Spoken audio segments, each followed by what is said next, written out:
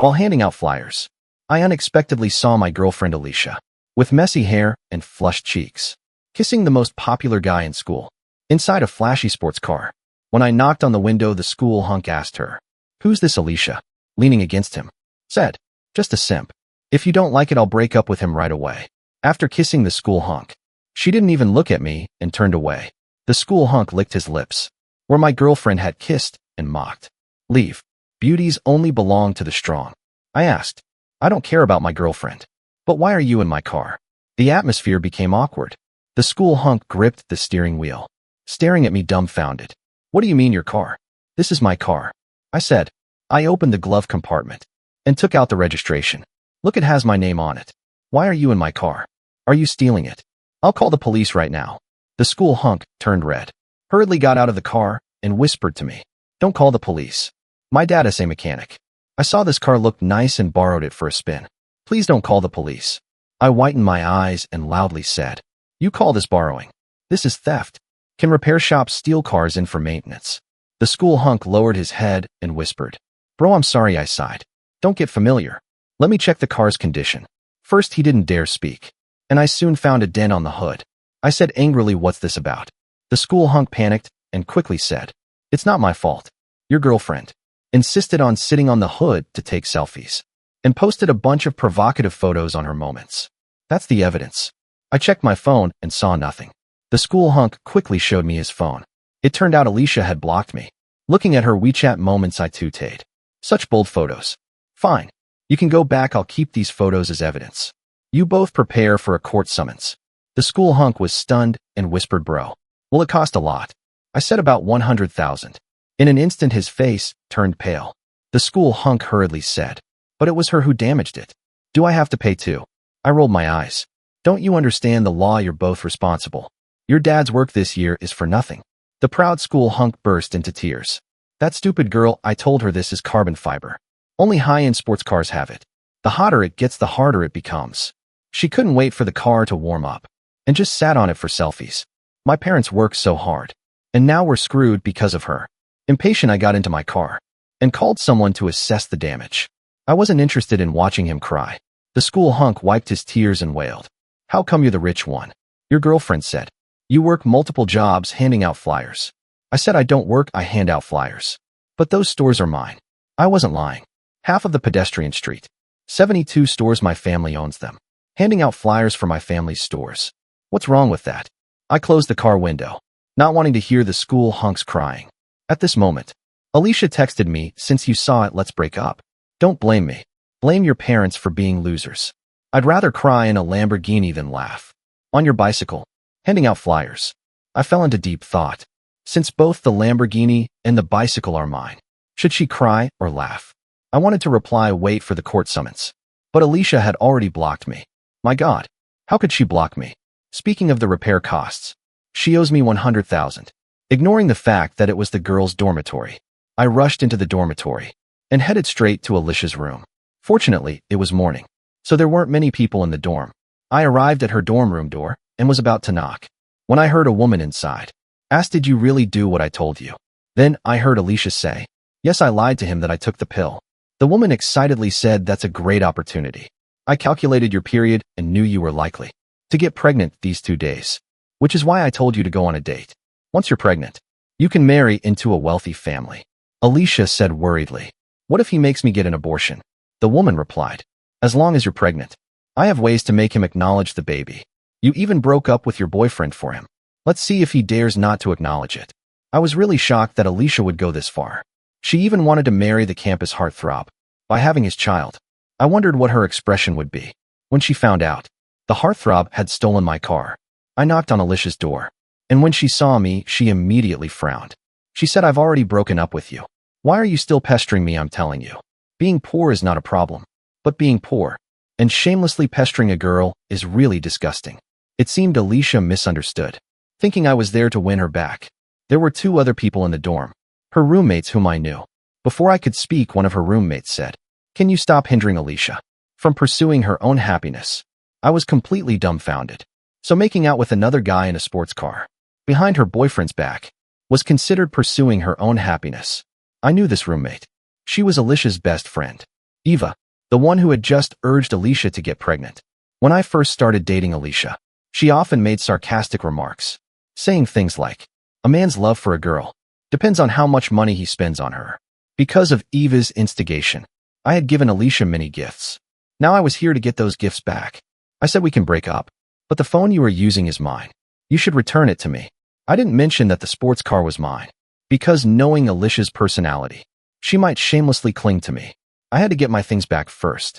Alicia immediately frowned and said coldly, "So you're such a petty person. Can't you consider my feelings?" I was speechless. "It's not that I'm petty, but you've already wronged me. Why should I care about your feelings?" Eva suddenly covered her mouth and laughed. She said, "Can't you see through this poor man's trick? Asking you to return the gift is a pretense. He really wants to make things difficult for you, because he can't bear the breakup." Alicia sneered, "So that's it. You think if I can't bear to return the gift, I won't break up with you, right? Have you forgotten? My current man is very rich." She raised her head proudly, and Eva added fuel to the fire. "Don't be afraid, sis. I just checked. The heartthrob's Lamborghini costs millions. Buying you a new phone is nothing to him." Alicia laughed and said, "I can return the phone, but let me make one last call. I'll show you why I broke up with you. Because the gap between you and a rich man is so wide that you'll never bridge it in your lifetime." I wondered if the rich man she was talking about was the heartthrob. I remembered when I sent the car to the heartthrob's house for maintenance. His dad sighed and said, "Making money was tough these days, and what they earned wasn't enough to pay the rent." Alicia made a call, and Eva quickly said, "Put it on speaker so he can hear. Let him know the gap between himself and others." Alicia nodded, and seemingly to show off, put the call on speaker. As soon as the call connected, she said pitifully, "Brother, my boyfriend came to break up with me and wants me to return the phone he bought me. Without the phone, how can I contact you in the future?" However, the heartthrob didn't indulge her. On the other end of the line, the heartthrob yelled angrily, "You damn bitch, don't let me see you again, or I'll beat you every time I see you." In an instant, both Alicia and Eva were stunned. The call was abruptly cut off, and Alicia stared at her phone, unable to say a word. Eva quickly reacted. She angrily grabbed a book from her bed and threw it at me, shouting, "Did you badmouth my best friend?" Downstairs, when Alicia heard this, she was furious and started shaking. "Yeah, he wasn't treating me like this before. You must have slandered me. How despicable and disgusting can you be?" I impatiently said, "I didn't badmouth you, just give me back my things." "If you didn't badmouth me, why would he suddenly treat me like this?"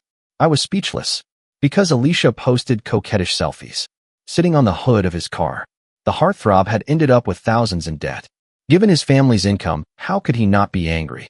Eva sneered, "That's why I told you to be brave and date the heartthrob, because I already saw through this poor loser. He only knows how to play tricks behind your back." Disgusting simp, I asked. "So, you're saying you were involved in her betrayal of me, right?" Eva, betrayal? My best friend was stuck in a mess. Of course I had to pull her out. Should I let her sink into marrying you? She'll thank me for the rest of her life. Alicia grew impatient and said coldly, "You can have the phone back, but I have one condition. You immediately apologize to the heartthrob and admit that you were lying about me." Eva cursed, "Yeah, even if you have to kneel and apologize. Clear my best friend's name." I took the phone and continued, "Why should I apologize for something I didn't do? And we haven't settled our accounts yet." I walked straight into the room and sat at the desk to start calculating. Throughout our relationship, I had given Alicia many gifts and transfers. I wanted them all back. Alicia said disappointedly, "My friends are all here. We once loved each other. Do you really want to embarrass me like this?" I ignored her and continued calculating. Eva suddenly took a photo of me. With a face full of disdain, she, "Today I encountered the ultimate loser. I'm going to post this on my social media right now and expose you, so you'll be socially dead." I thought she was just threatening me, but when I took out my phone to check, I found she had actually posted it. She posted my photo with the caption, "Girls never date a poor guy. The poorer they are, the more trouble they cause." My best friend got stuck with one. It's terrifying.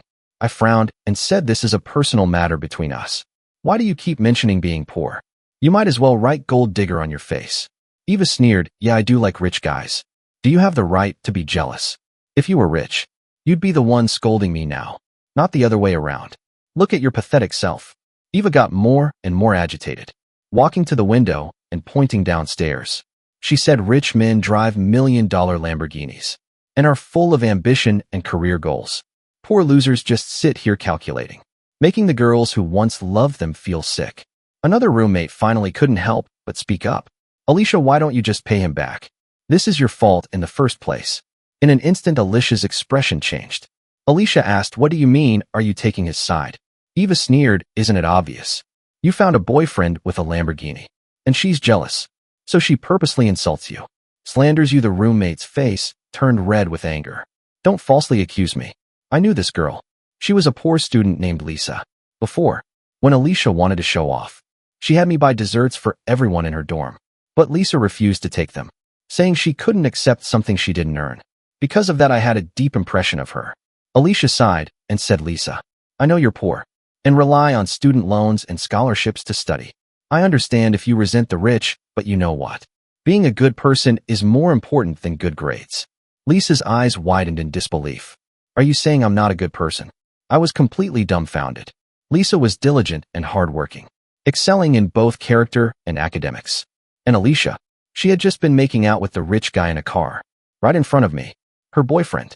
She dared to say Lisa didn't know how to behave. What kind of nonsense was she spouting? Eva sneered, I know your type. Poor simp girl. You know he broke up. So you're pretending to be a pretentious coquette to win his favor. You know, you have no chance with a guy who drives a Lamborghini. So you don't even let a guy who earns $3,000 a month handing out flyers pass. Lisa was so angry she clenched her fists and stood up. I also work part-time as a tutor, and I earn $2,000 a month. Eva looked at her with disdain. To you, even mosquito legs are meat. Yesterday, I saw you picking up food that fell on the table. To eat, you poor wretch. Of course, you're not picky about men. Lisa's eyes reddened immediately, her voice trembling with grievance. The food fell on the table, not the floor. What's so poor about that? Enough. Alicia's shout interrupted us. She slammed her phone on the table and said to me, you really embarrass me. My biggest regret is dating. You hurry up and settle our accounts. Then I can go explain to my new boyfriend. Eva quickly said, don't be afraid. Sis, I'll go with you to explain. The rumors will be quashed, and you'll still be the little darling of a rich man. I couldn't be bothered with these two anymore, and focused on calculating our accounts. Of course, I didn't include the repair costs of the sports car. I was afraid Alicia might shamelessly try to reconcile with me. In the end, I figured it out. In the year we dated, I had given Alicia gifts and transfers totaling $18,000. After doing the math, I was stunned. Dating really costs a lot of money. I only spent a few hundred a month on living expenses. I didn't realize it until I calculated it. Not only was I shocked, but Alicia and Eva were also a bit stunned. After all, they were students. Where would they get over $10,000? At first, they didn't believe it, but after checking several times, they finally confirmed my calculations were correct. Alicia looked a bit troubled. $18,000, I can't come up with that right now. Eva panicked and quickly said, don't be scared, sis. I'll help you pay it back. Your attitude towards this loser now will determine how the heartthrob sees you. Even if we have to borrow from loan sharks, we'll pay the money back. You need to cut ties with this poor guy to have a chance to marry into a wealthy family. Alicia was eventually swayed by Eva's words. She nodded and said, okay, we'll find a way to borrow it. My family mustn't know, or my parents will kill me. I didn't know what to say. If $18,000 would get her killed, what would happen when the nearly $100,000 repair bill for the sports car got sent to her house? Her parents would probably want to grind her bones to dust. Alicia and Eva immediately started contacting people to borrow money. Surprisingly, it was quite easy for them to borrow money. Classmates each gave a few hundred, lending it to Alicia. Even Alicia was amazed at how easily she could get the money. She couldn't help but say, I have a good reputation. Everyone is willing to lend me money. Eva laughed. It's because of your selfies on social media. You're sitting in a sports car worth millions. Of course people are willing to lend you this small amount of money. Alicia suddenly realized. She glanced at me and said, do you see that? That's the true charm of a real man, making everyone admire him and lend me money, hoping to befriend him. If I were still with you, would anyone reach out to help me when I'm in trouble? Eva sneered. Trouble. Being with him is already the biggest disaster in life. They kept borrowing money and finally managed to collect over $8,000.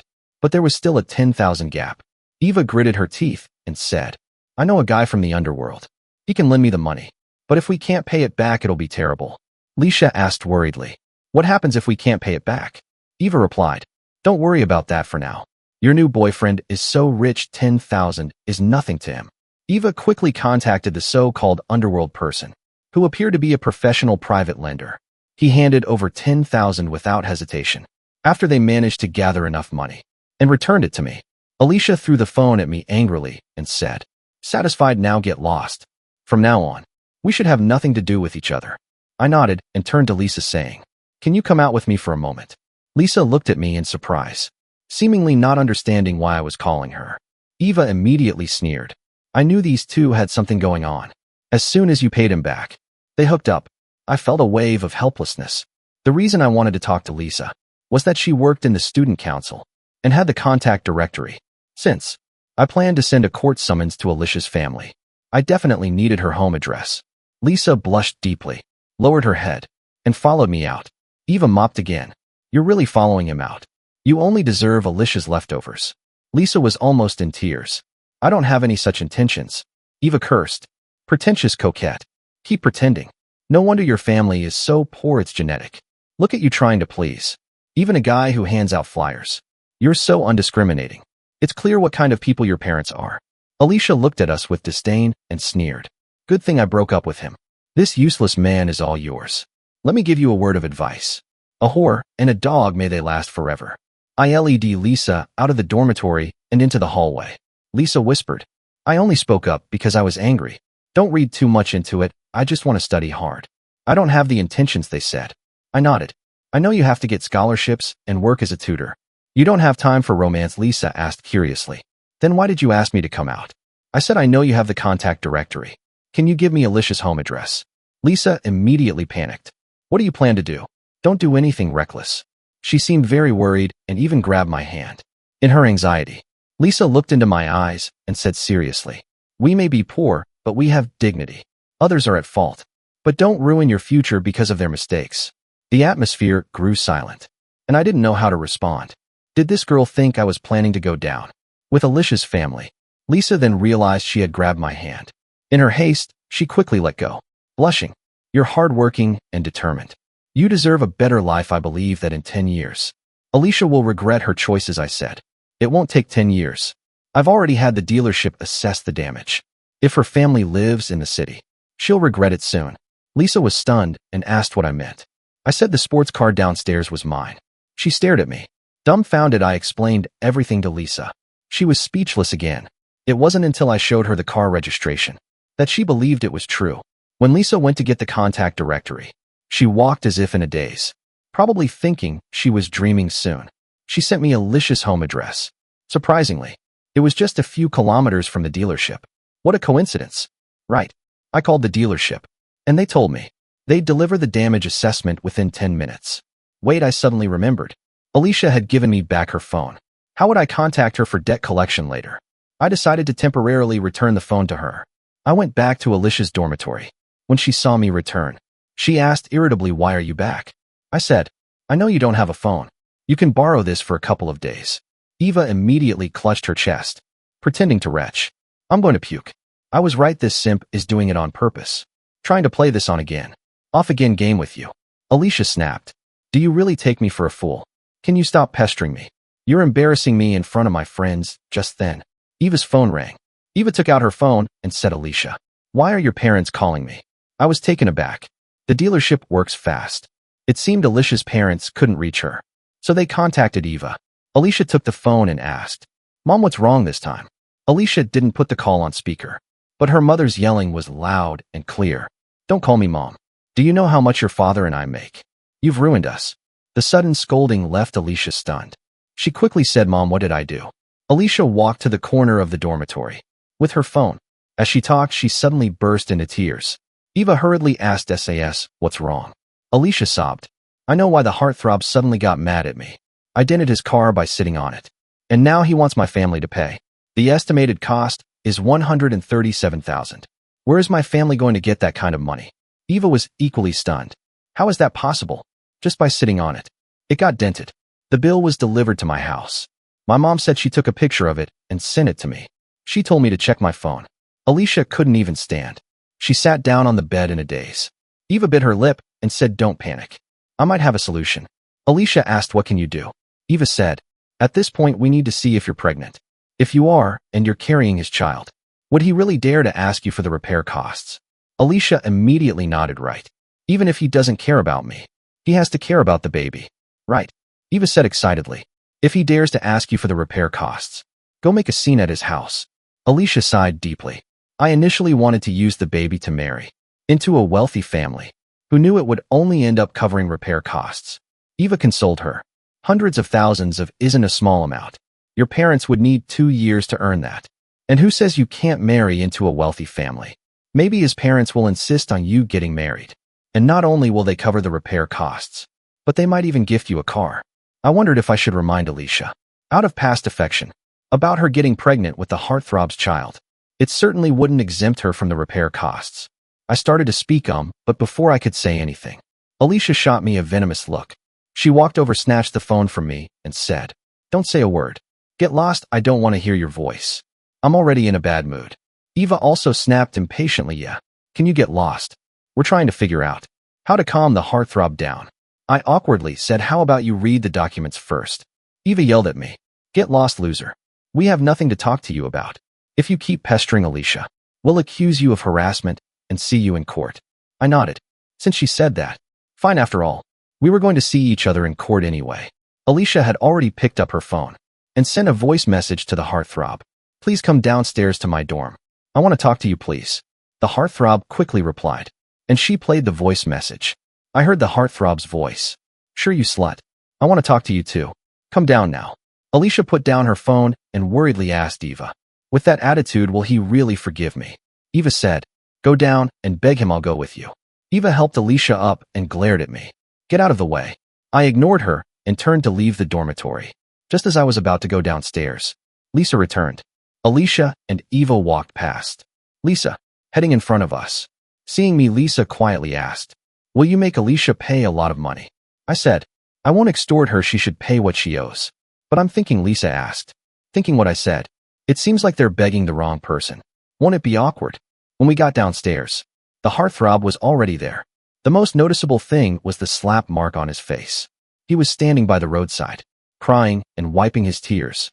If I'm not mistaken, he must have told his dad about what happened and received some fatherly love.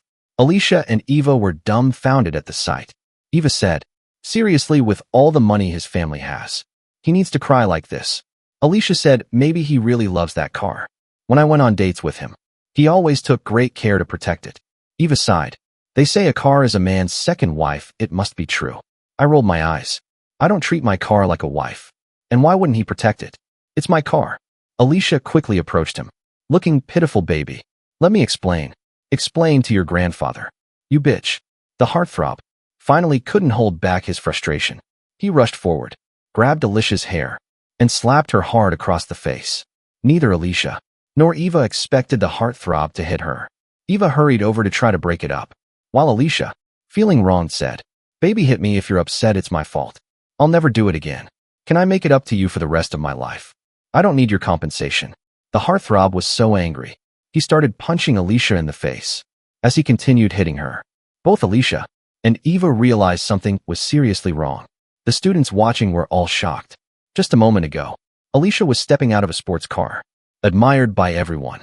Now in front of all these people, she was being beaten by the heartthrob, who had her by the hair, punching her face repeatedly. Eva shouted anxiously, "You're hitting her too hard." "She's a girl." The heartthrob hit so hard, he knocked out one of Alicia's front teeth. Alicia, missing a tooth, covered her mouth in disbelief and spit out some blood. She quickly bent down to pick up the tooth, crying out, "Stop hitting me, my tooth is knocked out." "Eva, go get some milk." I nodded and said, "Smart if you put a knocked out tooth in milk quickly. There's a chance it can be reattached." Lisa turned to me saying incredulously, "Are you taking pleasure in this?" I said, "How could I? We were in love once." "Seeing her like this makes me sad too," Lisa asked. "Then why are you smiling?" I said, "I'm just naturally cheerful. People who smile often tend to have good luck." During this beating, Alicia finally remembered me, covering her mouth. Alicia cried out to me, "You're really not a man. Look at how badly I've been beaten. And you still won't help me." I replied seriously, "You just told me not to harass you, or we'd meet in court." The heartthrob, who seemed overwhelmed earlier, finally noticed me when I spoke. He let go of Alicia and walked toward me. Eva quickly said, "Heartthrob, I know you're upset, but do you know how much Alicia has suffered for you? Just now this loser was bullying her. If she didn't love you so much, would she have put up with this? The heartthrob angrily shouted, "Shut up. Your whole family are losers." Eva didn't dare say another word. It was strange. She had been so aggressive in front of me, but now, facing her rich idol, she was unusually obedient. The heartthrob stood in front of me. I wondered how he would apologize. But then he did something unexpected. In front of everyone, he suddenly knelt down with tears in his eyes. He cried, "Bro, I'm sorry. Please forgive me." At that moment, the world seemed to fall silent. Everyone stared at me in shock. The students were dumbfounded. Eva trembled with disbelief. Lisa said nothing, keeping her head down. Alicia, covering her mouth where a tooth was missing, suddenly had blood streaming from her nose. She tried to sniff it back, but ended up choking on it and coughed painfully. No one expected things to turn out this way. Honestly, even I hadn't expected it. I sighed and said, "If you'd known this would happen, why did you do it in the first place?" Eva asked in a daze. "Why are you apologizing to him?" I said softly. "Yes, tell everyone why you're apologizing to me." The heartthrob, still crying, said, "I shouldn't have stolen your car to show off. I shouldn't have stolen your girlfriend. I'm despicable and disgusting. Please forgive me," I told my dad. But he said our family is already struggling with rent and can't pay for the damages. I nodded and said, "Your dad works really hard. That's why I sent my car to your family's repair shop. Who would have thought that such a diligent mechanic would raise a son like you?" The heartthrob broke down. "I'll never do it again. If you can give us more time to pay, I'll do anything you ask." Alicia was stunned. She muttered, "What repair shop? What car maintenance? What stealing a car?" I said, "The facts are right in front of you." Alicia pointed at the sports car, her voice trembling. "That car is yours." I nodded, "Yes, it's my car." Her expression froze. Then her lips quivered as she burst into tears. "How can you be the rich one? Weren't you the flyer guy?" "I do hand out flyers, but those are all for my shops." Ignoring her bleeding nose and missing tooth, Alicia hurried to my side. Limping, she grabbed my arm, crying, "Baby, let me explain," I said coldly. "I'm not your baby. We're already broken up." I reached out and placed my hand on the heartthrob's shoulder. He swallowed hard, looking at me pleadingly. I said, "This is your fault, not your dad's. In fact, I should thank you, because you showed me my girlfriend's true colors. You helped me, so I'll help you this once." I thought for a moment and continued. "You'll graduate next year. You can negotiate the compensation amount, and once you start earning, I'll allow you to pay it back over 3 years. The heartthrob, surprised, asked, "Really?" I nodded and said, "Yes. It's your mistake, not your father's, to pay for. But knocking out her front tooth is going to cost you a lot." The heartthrob said, "I'm not paying a cent. At worst, I'll go to jail and get a record anyway. I won't pass any civil service exams." I asked, "Are you really willing to go to jail rather than pay?" Her assent. The heartthrob, "Yes. This bitch doesn't deserve my compensation." I patted his shoulder hard and laughed. "See, now you're being sensible. I'll waive 1,000 as a reward." Alicia was already dumbfounded. She whimpered, "Baby, I was really wrong. Can you give me another chance? It's all. She turned around quickly and pointed at Eva. "It's all because of this bitch." Eva didn't respond, her face blank. Alicia cried, "You told me to do this. I love my boyfriend so much. Why did I fall for your tricks?" I was tired of watching her drama. I said, "Remember to take the morning after pill. Don't actually get pregnant. It's not because I care about you, but because I know with your personality, you'd definitely have an abortion if you got pregnant. I don't want an innocent life to be killed before it even sees the world, because of your bad character." At that moment, Alicia's face turned ashen. Eva suddenly started crying. She said, "Are you not going to repay the money? I just helped you borrow." Alicia completely turned on her. "You caused all this misery. Why should I pay you back?" Eva also broke down in tears. "I have to repay that money, or I'll be beaten to death." I casually said, "If you're afraid of owing money to a loan shark, then just pay it back." Eva cried again. "Where am I supposed to get 10,000? Lisa clenched her fists in anger. She said, "You mock me for eating food off the table, but your own family doesn't even have 10,000. You're poor too, so why do you bully other poor people? You deserve this." Eva sat on the ground, sobbing uncontrollably. I smiled at Alicia and said goodbye. "Unless it's about repaying money, don't contact me. Otherwise, I'll charge you with harassment." I turned to Lisa and asked, "Since the bitch has been punished, how about we go have a meal to celebrate? You can ride in my car." Lisa replied, "Are you drunk in broad daylight? Why would I get in your car or have a meal with you?" Realizing she had a point, I awkwardly scratched my nose. I got into my sports car and drove off. Alicia and the heartthrob's family quickly reached an agreement, with both families paying half. It said that Alicia was beaten half to death by her parents. At home, even having her leg broken. It really was broken. She had to wear a cast. The worst part was that her leg didn't heal properly. She walked with a limp and might have to break it again to heal correctly. Feeling too ashamed, she didn't return for the last year of college. Eva, on the other hand, did return, but every time she did, people mocked her, calling her a traitor to the poor. To pay back the loan shark, Eva tried desperately to find a job, but her reputation preceded her, and no one wanted to hire her. In the end, she found me begging for a job. I happened to have a few low-end restaurants, so I had her clean the toilets. She had looked down on the poor, so now she could clean toilets for them. She could only cry while scrubbing the toilets, and word spread about her situation. Some students even came specifically to use the toilet after she cleaned it, just to make her clean it again. After dropping out, Alicia frequently messaged me, begging to get back together. I blocked her, but she would just switch numbers and continue to harass me. Eventually, I did as she wished and sued her. That finally scared her off, and she stopped contacting me. As for Lisa and me, nothing happened between us. She was a self-reliant and disciplined girl, different from Alicia and her crowd. During the last year of college, Lisa didn't contact me at all. After graduation, she went back to her hometown to teach. She said there were many poor children in her hometown, and she wanted to help them. I admired her character and reached out to her a few times, but she wasn't interested in dating. The only time she asked for my help was to see if I could organize a clothing drive for the children. In her area, I donated some old clothes, and after that we didn't stay in touch. I often think about what she said about having dignity. That remarkable girl. I hope her life takes her far.